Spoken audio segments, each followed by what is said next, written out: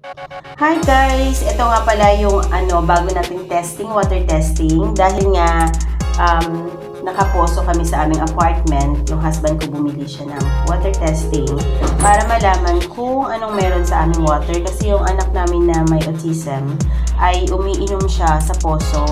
So ito na nga, titingnan natin.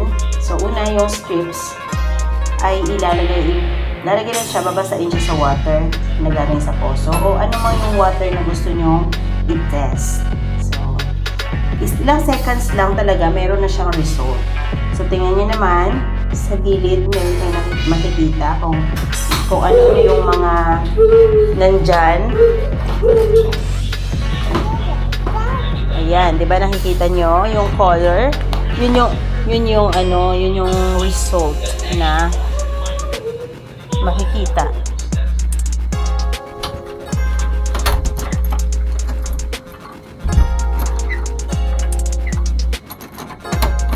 So, ayun guys, mabibili nyo lang dito yan sa Yellow Basket.